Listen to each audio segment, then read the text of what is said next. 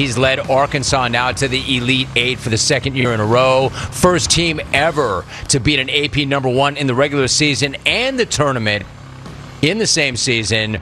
Arkansas and Duke tomorrow. Normally, I might say, this person's a good friend of the program. This person is a good friend in life. Eric Musselman is joining us. E-Muss, my man. How you feeling? How you living, Eric? We're doing great, Jim. Appreciate having me on again.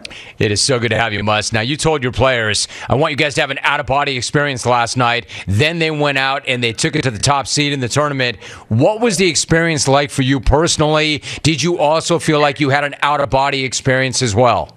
I think anytime you win in the NCAA tournament, Jim, you kind of have a semi-out-of-body experience, but certainly playing Gonzaga, I mean, we had read for 5 days that this wasn't going to be a game, that they were a heavy favorite.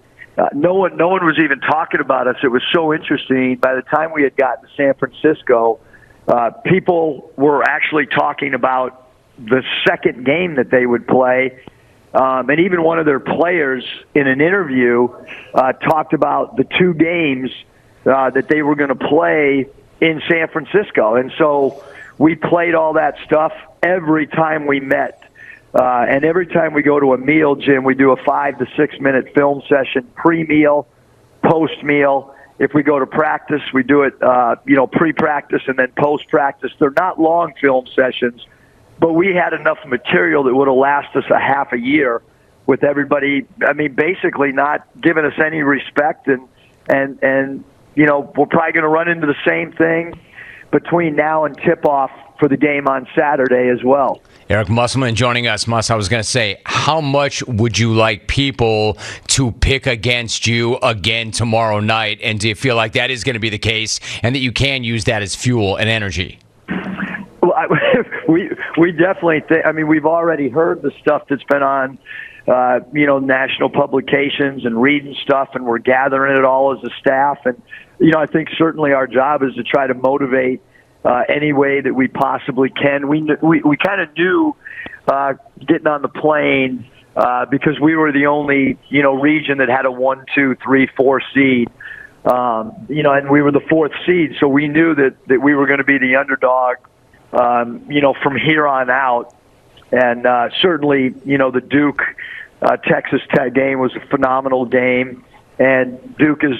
We all know how good Duke is, and they have a lottery pick. That's a really, really hard matchup. But having said that, we're a resilient team that's played really well. In our last 21 games, 18-3, 2 of the losses by 5 or less.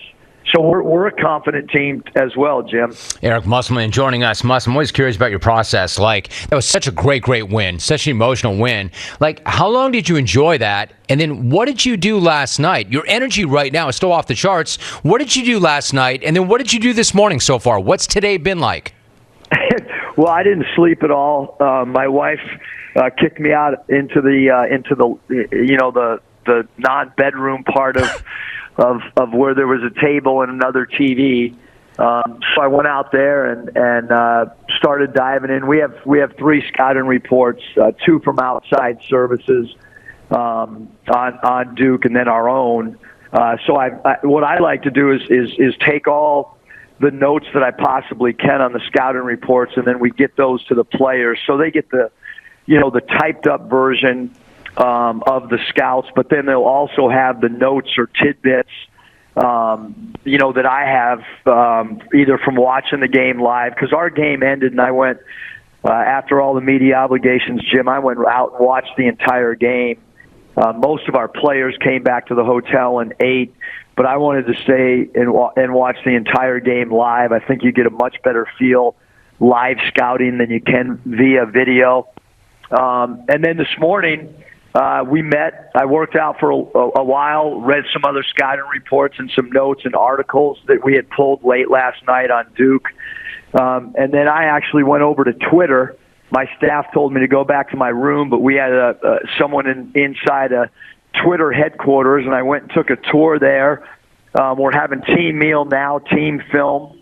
We'll go over to practice at 1:30, and at 1 o'clock I'm going to load them up on the bus early. They don't know it yet, but someone within the San Francisco Giants organization is going to allow us in, and we're going to get some pictures in there, and then we'll head over to practice. So a lot of preparation, though, between now and tip-off Saturday evening. So, Muss, I mean, this is incredible. Like, when you said you went over to Twitter, I thought you picked up your phone and went over to Twitter. You actually went over to Twitter, brick and mortar. You went to the building, right? Why did you do that? Well, I'm so active on Twitter, and our social media team at Arkansas thought it would be great. I was actually supposed to meet a couple of the higher ups at Twitter, but the schedule didn't work out when I had already arranged for us to go to tour inside the Giants stadium. The timing didn't work, but I still wanted to go over there and take a tour. And I did get to meet 3 or 4 people in there that were nice enough to show us around. But I'm so active on Twitter that I might as well go see how the magic happens in the corporate headquarters. I see how the sausage is made. Muss, you did this in Buffalo, too, when you got together with Sean McDermott and you saw the Buffalo Bills. Is this just a case that no matter where you are, you're going to make sure that you get something or you take away something from it, no matter where you are, always? We do, yeah, Jim. I mean, we do it during the regular season. I mean, that's the difference between a pro organization and a college program is, it's still an education process. It's still got to be fun. And you know what, Jim, I learned so much at Nevada. We were 17 straight weeks of being in the top 10. And we just didn't have enough fun. We'd win by 12 points and I'd come home grumpy and in a bad mood that we didn't win by 17 points. And our fans, we're not always happy, even if we won by 14 and it was a home game. And I felt like I put way too much pressure on our team. And actually, I talked to Caleb Martin this morning, and Caleb plays for the Heat. And almost every time I talk to him, besides telling him I love him and thanks for, winning a ton of games for us, I apologize for us not embracing the wins enough and for having fun and celebrating. And so I learned from that. So I'm trying to take as much pressure off of everyone, look, all these guys on our team know we're playing Duke. They know, what's written across the front of the jersey. How do we alleviate a little bit of that, build the confidence up, and also have fun while we're preparing? My guy, Eric Musselman, joining us. Muss, we've talked about your journey so many times because I personally find it so inspiring. But I want to ask you, when you were coaching in the G League or grinding it out as an assistant at Arizona State or LSU, did you have moments like last night in mind? Was that the motivation or was it something else? I would say, Jim, kind of the opposite. When I was coaching in the G League, I loved it. It's one of the funnest jobs ever. You get to work for 6 months, and then you got 6 months to either coach a national team in Venezuela or Dominican Republic. There's not any pressure in the G League. You can experiment. You can get really creative from a coaching game plan standpoint. You're helping guys' careers as they move up into the NBA and reach their dreams. But I will tell you, like when people, see the celebration or see the excitement after a big win, a lot of it, Jim, is because I couldn't get interviews, or I would get an interview. I had an interview at Central Florida, and the athletic director fell asleep in the middle of the interview. And so, to me, getting a crack or getting an opportunity to coach at the college, it was so hard. Athletic directors across the country would not answer phone calls. They had absolutely zero respect for NBA background, which was amazing to me because still to this day, the best coaches I've ever coached against are NBA coaches, and it's not even close. It's not close at all. The NBA coaching is so good. You're coaching an 82 games season instead of a 30-game season. The games are 8 minutes longer. Even the Campbell Camels, I remember trying to get a hold of their athletic director and no response. And San Jose State was 25 minutes from my home, and I couldn't get an interview with them. And So all that stuff just builds up to try to drive you as a coach each and every day. Hey, Muss, F yes. Incredible. Incredible stuff, my man. Dropping names, and I couldn't be happier to hear it. You had an AD fall asleep. Now, I remember, Eric, on the way up, when you and I would talk process and how to work and how to get these opportunities, as you and I were grinding our way out of the minor leagues, trying to make the big time, I know how you prepared for interviews. I knew back in the day, before there was like digital technology, you would come in with gigantic notebooks of what you would do if you had the opportunity. You really had an AD fall asleep in the middle of an interview? Oh, yeah, literally fall asleep. And I did. I brought in all the books that had depth charts, that had recruiting plans, a 4-year recruiting plan. It had a 10-year recruiting plan. It had a plan how to sell out the building.